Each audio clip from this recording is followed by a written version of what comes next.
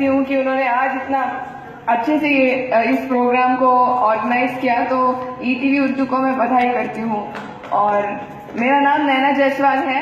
मैं एशिया की पहली लड़की हूँ जिसने 8 साल की उम्र में 10वीं की परीक्षा पास की, और 10 साल की उम्र में मैंने अपना इंटरमीडिएट कंप्लीट किया, 13 साल की उम्र में ग्रेजुएशन कंप्लीट किया मैंने, और 15 साल की उम्र में पोस्ट ग्रेजुएशन, और अभी 17 ईयर्स में मैं पीएचडी कर रही हूँ।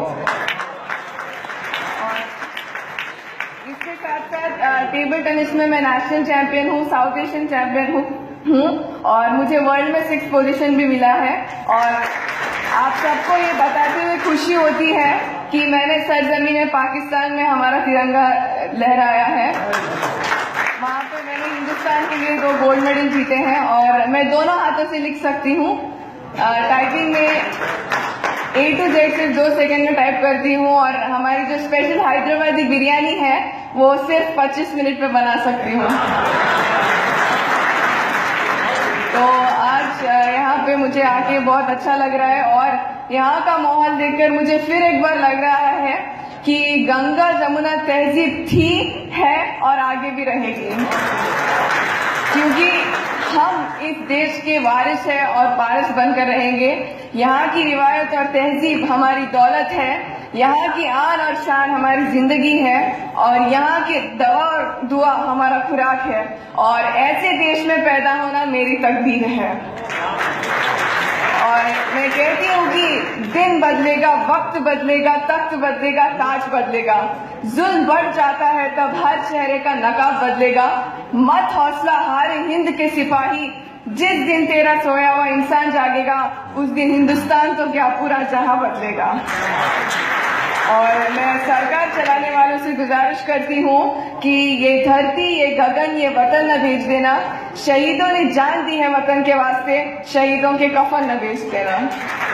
और जमाने भर में मिलते हैं आशिक कहीं, पर मुल्क से खूबसूरत कोई सनम नहीं होता।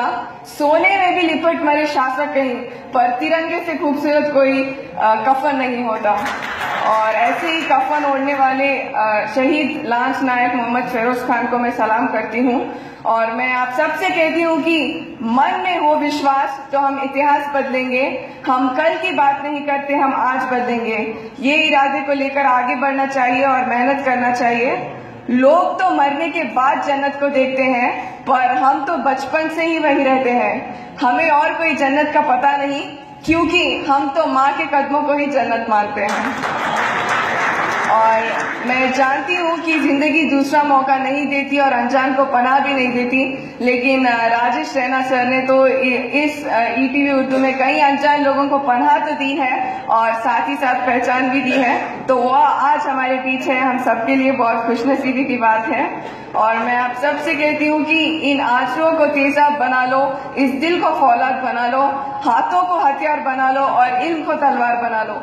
फिर मेरे साथ कदम मिलाकर ललकारो उन मक्कारों को, महिलाओं के अत्याचारों को, जिन्होंने दिल्ली में निर्भया और विजयवाड़ा में आयशा बेगम के ऊपर जुल्म ढाए हैं। तो मैं एक और रिक्वेस्ट करती हूँ कि फजर, जोहर, असर, मगरिब और ईशा 5 वक्त की नमाज है। अगर आप फजर सोने में, जोहर नौकरी में, असर चाय में, मगरिब रास्ते में और ईशा टीवी पर काटते हैं, तो आपको समझना होगा कि आपकी जिंदगी भी कटने वाली है।